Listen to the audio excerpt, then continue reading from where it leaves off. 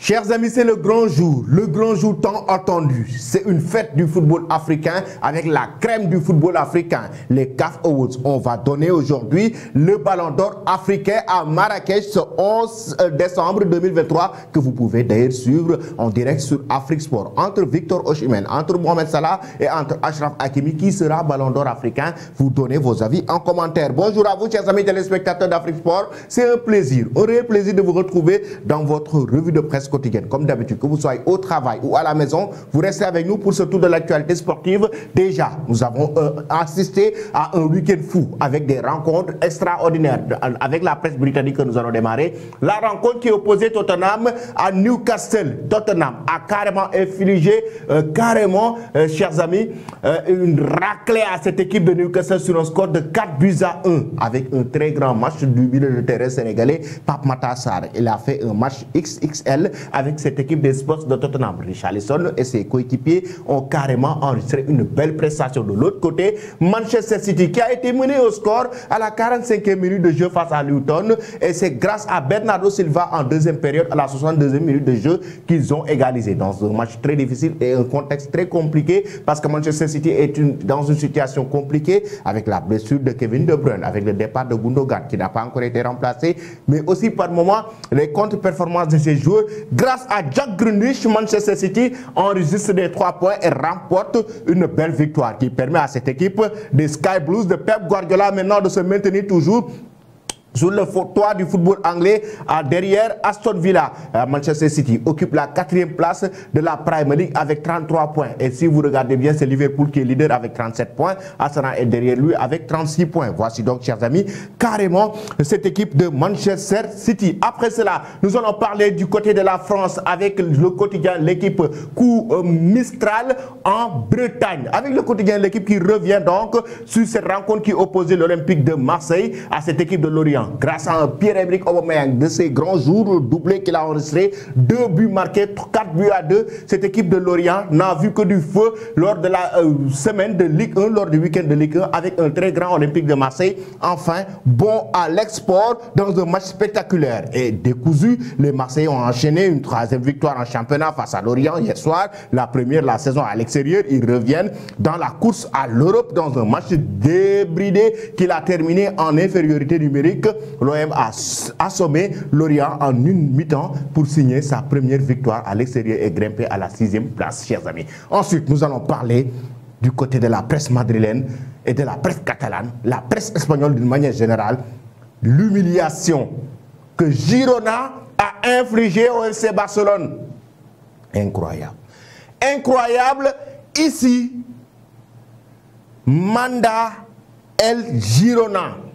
Ici, appartient au triomphe Girona, à qui Manda El Girona, titre le quotidien AS, 4-2 que cette équipe de Girona a infligé au Barça. Il marque, le Barça réduit le score par Robert Lewandowski. Il marque encore, le Barça réduit le score pour essayer de revenir au score et il marque encore le 4e but en fin de rencontre et pour remporter une belle victoire. Grâce à cela, Marca nous parle d'un récital de leader sans limite, récital de un leader sin limites, un récital incroyable que Girona est en train d'infliger à cette équipe barcelonaise, raison pour laquelle actuellement ils sont leaders de la Liga, avec 41 points et le Real Madrid est derrière eux. L'Atlético Madrid est derrière, le Barça vient à la 4e position en égalité de 34 points avec l'Atlético Madrid. Golpe des leaders. Un leader SL Girona, un leader comme l'a si bien titré la presse catalane qui carrément grâce à cette humiliation nomme le grand leader cette équipe de Girona avec Michel l'entraîneur qui est très tactique, qui met en place un dispositif tactique incroyable qui empêche à Xavi Hernandez et son équipe de jouer carrément au milieu de terrain qu'il a bouché avec les 2 rideaux, mais surtout les contre-attaques de cette équipe de Girona, c'est incroyable, c'est fou ce qu'il fait Girona, chers amis. Cette équipe et l'équipe de Michel a été incroyable face à cette équipe de Barça, raison pour laquelle Mundo Deportivo et le quotidien sport nous parlent d'un leader confirmé, cette équipe de Girona durant cette première partie de la saison. Pensez-vous maintenant, chers amis, je vous pose sincèrement la question, que Girona va prendre la Liga cette saison? Vous donnez vos avis en commentaire.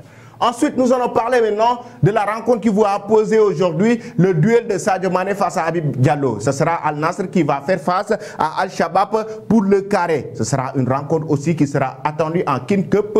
Et puis, ce sera un match très attendu et ça fait la une du quotidien Record, le média sénégalais. Mais attention, au même moment, il y aura les CAF Awards. Pourquoi le quotidien SAT est revenu sur Lamine Camara et Amara Diouf sur les traces de Pape Matar Sarr pour le titre de meilleur jeune joueur. Et Lamine Camara, tout comme Amara Diouf, sont nominés parmi les finalistes pour le trophée de meilleur jeune joueur des CAF Awards. Et ce sera la grande cérémonie africaine. Ça sera la crème de la crème du football africain qui va se réunir à Marrakech aujourd'hui, ce soir. Vous pouvez suivre en commentaire Achraf Hakimi, Victor Osimhen, il y a de l'autre côté Mohamed Salah. Certains ont même commencé à dévoiler le nom du Ballon d'Or et estiment que c'est Victor Osimhen qui va remporter le titre. Pourquoi? Parce que Victor Osimhen a remporté le Scudetto, il a remporté le championnat italien en terminant meilleur buteur de la Série A, effectivement, et en même temps aussi il a été quart de finaliste de la Ligue des Champions,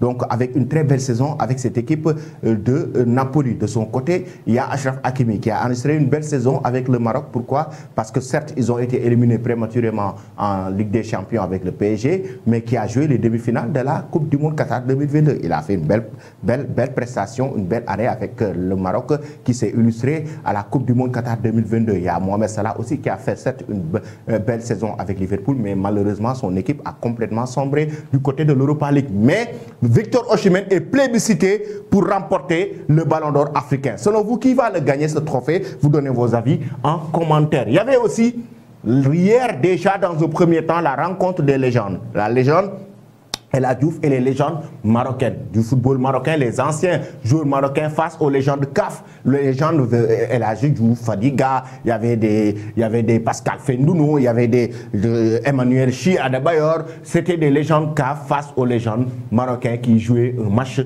de gala. Chers amis, restez connectés sur Afrique Sport pour ne rien rater de l'actualité. Merci et très bonne journée.